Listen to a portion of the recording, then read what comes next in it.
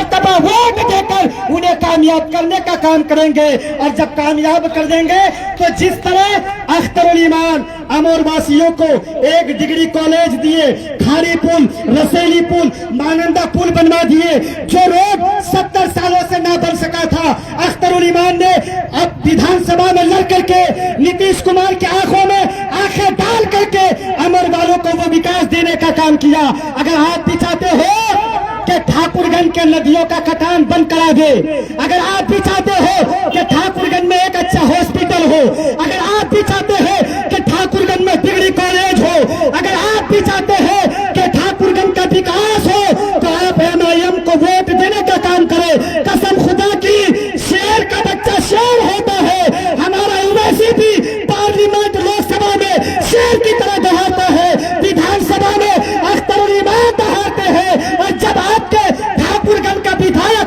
चुन करके पटना विधानसभा में पहुंचेगा तो वो भी असदुद्दीन ओवैसी का शेर की तरह दहाड़ करके आपका विकास काम करने का। इसलिए जवान तो बेदार है, हर जवान फेसबुक, इंस्टाग्राम, यूट्यूब में एक्टिव है। सबका मकसद है ओवैसी को कामयाब करना, लेकिन खेल बिगाड़ते हैं हमारे बाप दादा लोग। कहते हैं हम खानदानी कांग्रेस है। मियाँ, खानदानी कांग्रेस का मतलब समझते हो? खानदान वो होता है कि आपके पूर्वज का खून उसका खून आपके रगों में दौड़ रहा हो, वो आपका खानदान है। अब ये बात तीखी है, कड़वी है, मगर सच है। जो लोग कहते हैं हमारे बाप दादा कांग्रेस को वोट करते आए हैं, हम खानदानी कांग्रेस है, हम कहना चाहते हैं क्या राजीव गांधी आपका दादा है? क्या राजीव गांधी आपका दादा है? क्या इंदिरा गांधी आपकी दादी थी? क्या फिरोज गांधी आपका दादा था? अगर आप कह रहे कि हम खानदानी कांग्रेस है तो राजीव गांधी को अपना दादा मानना पड़ेगा, फिरोज गांधी को अपना दादा मानना पड़ेगा, इंदिरा गांधी को अपनी दादी माननी पड़ेगी। इसलिए जरूरी है कि आप लोग अब गुलामी को छोड़े, बल्कि हमारी क़यादत करने के लिए, सीमांचल के डेवलप को आजाद करने के लिए बैरिस्टर असदुद्दीन ओवैसी की क़यादत मिली है। हम अपना एक एक कीमती वोट दे करके ओवैसी साहब को कामयाब करने का काम करेंगे। और यहाँ से कांग्रेस का कैंडिडेट इलेक्शन नहीं लड़ता, आरजेडी का कैंडिडेट। आप लोग देखते होंगे कि जो एमआईएम का कैंडिडेट होता है वो गली गली फिरता है, न जाने करोड़ों रुपए खर्च करता है, लेकिन उसकी शिकस्त होती है। और जो आरजेडी का कैंडिडेट होता है वो पटना में 2 करोड़ का जो घर मिलता है उस घर में सो जाता है और लोग खामोशी के साथ उसे वोट कर देते हैं। अब सुनो, मैं एक मुद्दे की बात बताता हूँ। जो लोग आरजेडी को वोट करते हैं और लोग कहते हैं हम इस बार भी आरजेडी को वोट करेंगे, मालूम है आज बिहार में अगर कोई आपका मुस्लिम नेता बेहतरीन और मजबूत नहीं है, इसमें कहीं ना कहीं लालू और उसके परिवार वालों का हाथ है। आप हिस्ट्री को पढ़िए, आप हिस्ट्री और तारीख को पढ़िए कि 2005 का इलेक्शन जब हुआ था, बस ठाकुरगंज असदुद्दीन ओवैसी साहब ठाकुरगंज एंट्री कर चुके हैं। आप लोग हमारे बैरिस्टर का इस्तकबाल करें, पुरजोर इस्तकबाल करें। अच्छा, ठाकुरगंज बाजार घुस गए, जब आएंगे 2005 में आरजेडी को 75 सीटें मिली थी और रामविलास पासवान उनको 29 सीटें मिली थी। लालू से कहा गया कि लालू जी, आप, रामविलास ने कहा हम आपका समर्थन करेंगे, आप किसी मुस्लिम को, आप किसी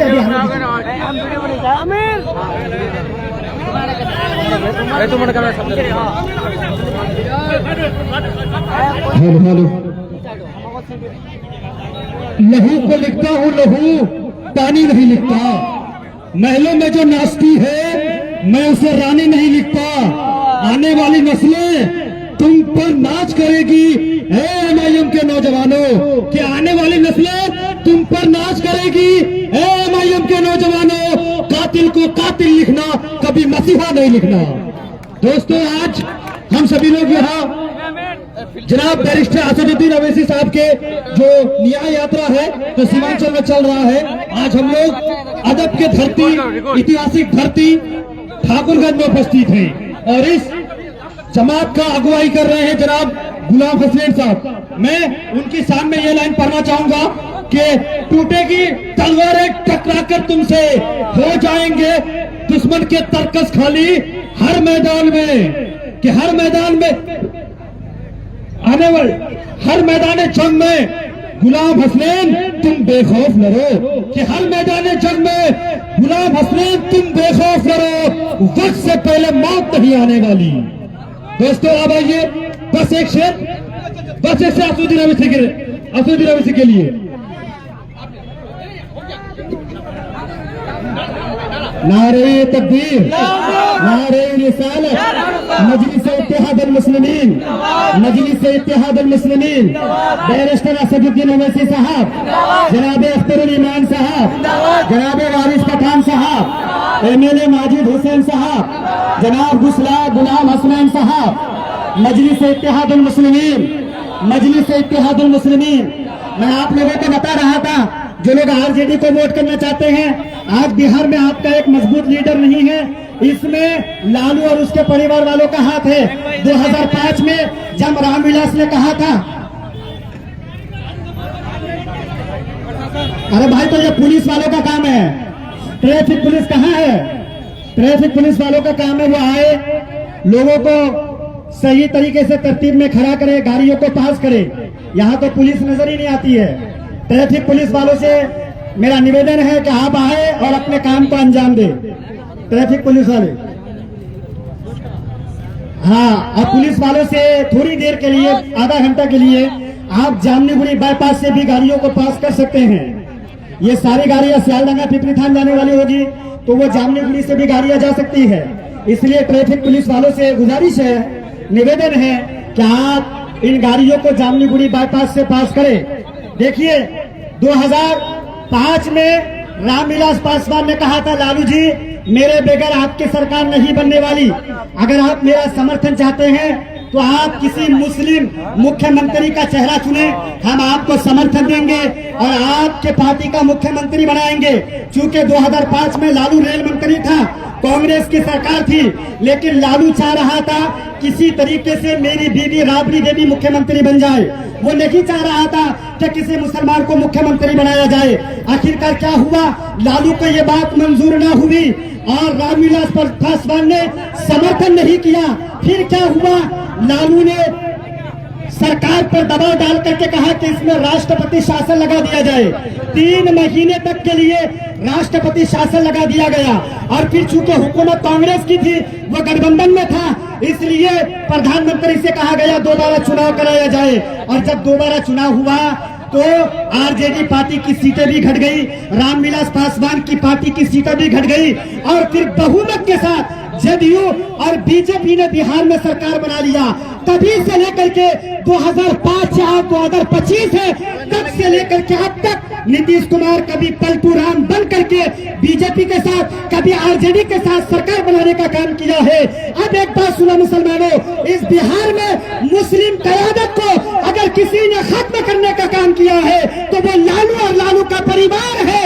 और अगर इस बिहार में बीजेपी को किसी पार्टी ने मजबूत किया है वो कोई और नहीं बल्कि लालू और लालू का परिवार है। वही लालू का बेटा तेजस्वी कहता है कि ओवैसी बीजेपी की भी टीम है और गठबंधन में लेने के लिए तैयार नहीं।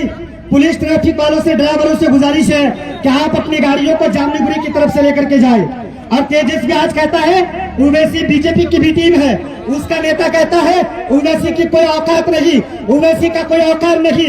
मुकेश सहनी जो 2% में है, आज वो डिप्टी सीएम का दावा कर रहा है, 50 से 60 सीटें मांग रहा है।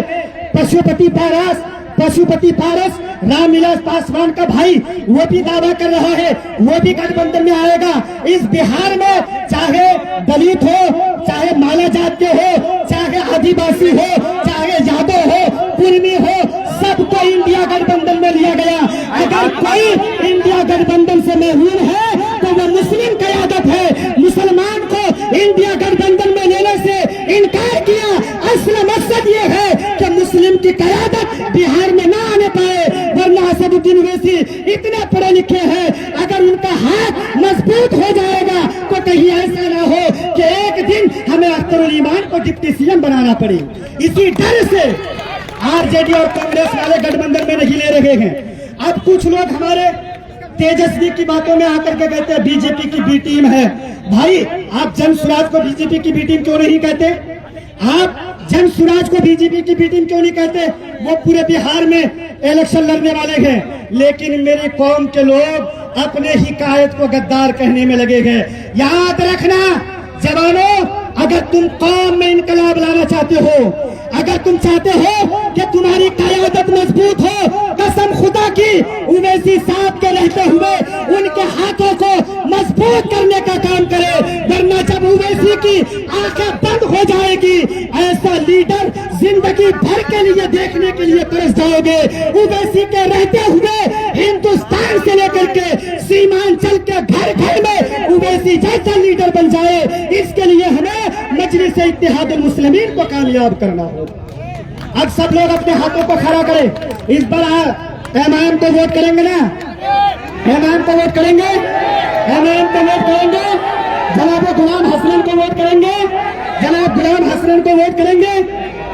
अब सुनो, पिछले मर्तबा 2020 में MIM की हवा चली थी, लेकिन इस मर्तबा आंधी चलने वाली है। इस मर्तबा आंधी चलने वाली है। कैंडिडेट चाहे कोई सा भी हो, बस हमें असदुद्दीन ओवैसी को देख करके, अख्तरुल ईमान को देख करके, मजलिस को देख करके हमें वोट देना है, ताकि विधानसभा में जाकर के ठाकुरगंज के पिछड़ेपन को खत्म कर सके। इसलिए तमाम लोग एक एक जवान, जिस तरह ओवैसी हैदराबाद से किशनगंज में आकर के मजलिस को कामयाब करने के लिए, आपकी क़यादत करने के लिए आए गए, इस तरह हर एक जवान की जिम्मेदारी है कि आप अपनी गाड़ियों में पेट्रोल खर्च करके हर गांव तक पहुंचने का काम करें। हमारे बूढ़ों को समझाए, हमारे ज़ईफ लोगों को समझाए कि आपने तो गुलामी कर ली, आपने तो कांग्रेस RJD को वोट करके हमारे समाज को तबाह कर दिया, हमें पंजाब वगैरह गुलामी करने के लिए कर दिया। लेकिन कम से कम हमारे बारे में सोचिए, कम से कम हमारे बारे में सोचिए। बैरिस्टर सब आ रहे हैं, सब लोग जिंदगी का सबूत दे। नारे तकबीर, नारे रिसालत, मजलिस इत्तेहादुल मुस्लिमीन, मजलिस इत्तेहादुल मुस्लिमीन।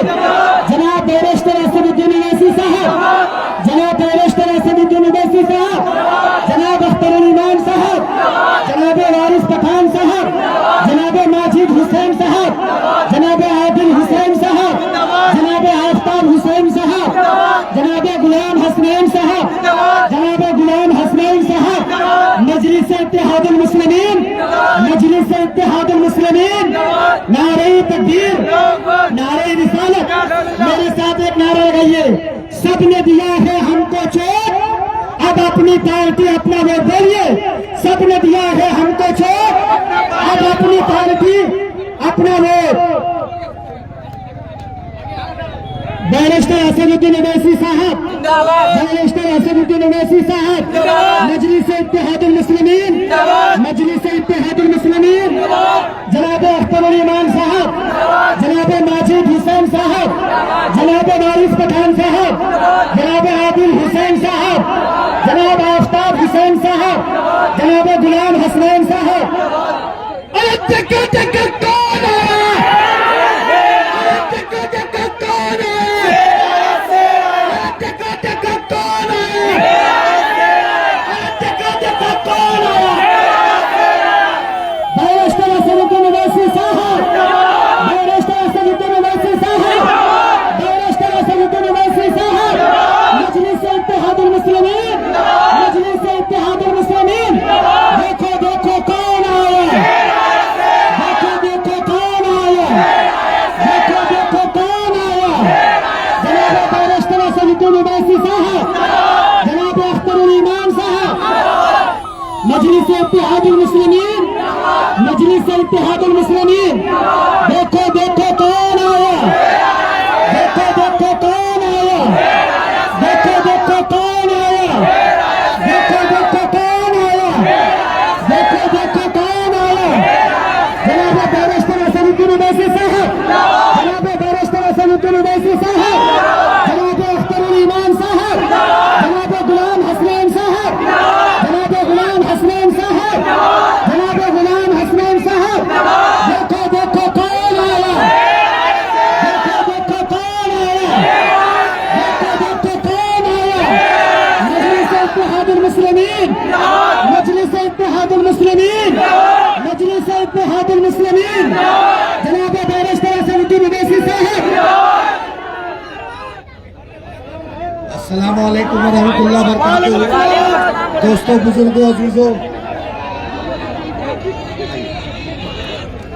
आइए मुफ्ती साहब, सभी का शुक्रिया।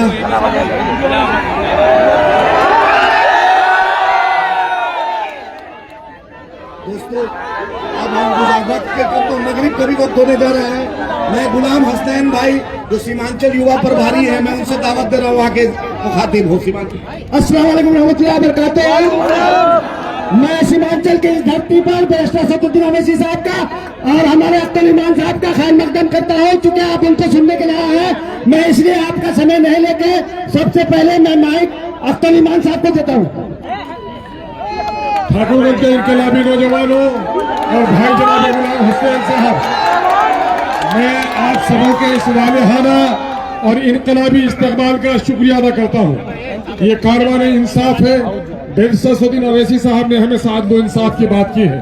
और पूरे हिंदुस्तान में मुसलमानों पर जुल्म हुआ है, दलितों के साथ नाइंसाफी हुई है, सीमांचल की हकमारी हुई है। इस वक्त हम इंसाफ की लड़ाई लड़ने के लिए आपके पास आए हैं कि अपनी नस्लों के लिए इंसाफ की लड़ाई लड़िए और सीमांचल को पसमानदगी से निकालिए। इंसाफ की लड़ाई लड़िए और इस मुल्क में फिरका परस्ती का करारा जवाब दीजिए। इंसाफ की लड़ाई लड़िए, अपनी दाढ़ी, टोपी और अपने तकद्दुस, अपनी शरीयत की हिफाजत कीजिए। इंसाफ की लड़ाई लड़िए। और इस वक्त सेकुलरिज्म के नाम पर जो लोग हुकूमत बनाना चाहते हैं, वो मुसलमानों को गुलाम बना के रखना चाहते हैं, फिरका परस्त हमारी गर्दन काटते हैं और ये हमें गर्दन झुकाने पर मजबूर कहते हैं। कह दो इनको, हम गर्दन तो कटा सकते हैं लेकिन गर्दन झुका नहीं सकते हैं। तैयार है। अब हम माइक आपके और हमारे लीडर, पूरे हिंदुस्तान के मशहूर और मकबूल लीडर, दलितों के, कमजोरों के, नातवाए मजदूरों की एक तनहा, मुनफरिद और जुरतमंद आवाज जनाब बैरिस्टर सदुद्दीन अवैसी साहब को हम आवाज देते हैं। बिस्मिल्लाहिर्रहमानिर्रहीम। अस्सलाम वालेकुम व रहमतुल्लाहि व बरकातुहू। मोहतरम जनाब अख्तर उल ईमान साहब, आदिल हसन साहब, हसनैन साहब, मौजूद हाज़रीन किराम, क्योंकि काफ़ी वक्त हो चुका है, देर भी हो गई हमको आने में, मैं माजरत चाहता हूँ। और 5-6 मिनट के अंदर मगरिब की नमाज का वक्त भी शुरू होने वाला है। हम आपसे ये अपील करने आए हैं कि आप मुत्तहिद रहिए और इंशाअल्लाह ताला आपके बार ठाकुरगंज से आप मजलिस इत्तेहादुल मुस्लिमीन के उम्मीदवार को यहाँ से कामयाब करके बिहार के असेंबली में भिजाइए, ताकि आपके विधानसभा में जो बहुत से मसले मसाइल हैं, एक फहरिस्त है कामों की जो मुझे बताया गया कि यहाँ पर मंडी की जरूरत है, यहाँ पर अनानास और केले की पैदावार होती है और उनको उनकी कीमत नहीं मिलती है और दलाल उससे फायदा उठा लेते हैं। बल्कि मुझे एक बात मालूम हुई कि यहाँ पर एक ब्रिज बनाया गया था और नीतीश कुमार की सरकार में, जिसको गंभीर पुल, जैसा वो पुल तामीर हुआ वो जमीन में धंस गया। हाँ, तो अब ये बहुत से तकालीफ है, स्कूल की बिल्डिंग नहीं है, रोड बराबर नहीं है, डालेगांव पंचायत मुख्यालय से उसका कोई जुड़ा हुआ रास्ता नहीं है। तो इन तमाम चीजों के हल के लिए मेरी आपसे गुजारिश है कि आप मुत्तहिदा तौर पर मजलिस को कामयाब करिए। अख्तर उल ईमान की क़ियादत में बिहार में, सीमांचल में मजलिस आपकी आवाज, आपकी मसाइल की तर्जुमानी कर रही है। तो मेरी यही आपसे गुजारिश है कि मुत्तहिदा तौर पर अपने वोट का इस्तेमाल करिए। बीजेपी को रोकना है और बीजेपी को रोकने के लिए ही मजलिस इत्तेहादुल मुस्लिमीन ने कोशिश की। मगर अगर हमारी इस कोशिश को कोई कमजोरी समझता है कि हमने खत लिखकर उनसे गठबंधन में अलायंस की या इत्तेहाद की बात की, हम कमजोरी की बुनियाद पर नहीं लिखे बल्कि ताकत की बुनियाद पर खत लिख कर दिए। और अगर खत लिखकर देना अगर वो कमजोरी समझ रहे हैं तो इंशाअल्लाह ताला उनको बहुत जल्द पता चल जाएगा जब इंतखाबात होंगे। मेरे अजीज दोस्तों और बुजुर्गों, जब से देश में बीजेपी की सरकार बनी है, नरेंद्र मोदी ने कोई कसर नहीं छोड़ी। मुख्तलिफ समुदायों में गलत फहमी और जहर फैलाने का काम उन्होंने किया।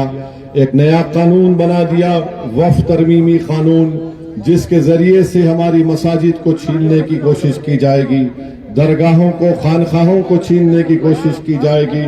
पार्लियामेंट में मैंने बहैसियत रुकने पार्लिमान पूरी कोशिश की, पूरे कानूनी दलाइल के साथ हमने कोशिश की और कहा कि ये कानून वक्फ की जायदादों को बचाने के लिए नहीं बल्कि वक्फ की जायदादों को लूटने के लिए बनाया गया है। तो इंशाअल्लाह ताला हमारी लड़ाई बीजेपी के और आरएसएस के इस एजेंडे के खिलाफ शुरू से जारी थी और जारी रहेगी। मेरे अजीज दोस्तों और बुजुर्गों, ये सीमांचल की सरजमीन जो भारत का सबसे पसमानदा इलाका है, इसके इंसाफ के लिए बहुत जरूरी है कि आप अपने नुमाइंदे को, मजलिस के नुमाइंदे को कामयाब करके बिहार की विधानसभा में भिजाइए ताकि आपकी पसमानदगी का खात्मा हो सके। मैं आपका तहे दिल से शुक्रगुजार हूं और आपसे वादा करता हूं कि इलेक्शन के दौरान में मैं दोबारा आपके दरमियान में आकर अपनी तफसीली बात करूंगा। आपका बेहद शुक्रिया जो आप इतनी बड़ी तादाद में आज यहाँ पर आए, क्योंकि मगरिब की अज़ा का वक्त, नमाज का वक्त करीब है, इसलिए मैं आपसे इजाजत चाहता हूँ। बहुत बहुत शुक्रिया। अस्सलाम वालेकुम। बैरिस्टर असदुद्दीन ओवैसी।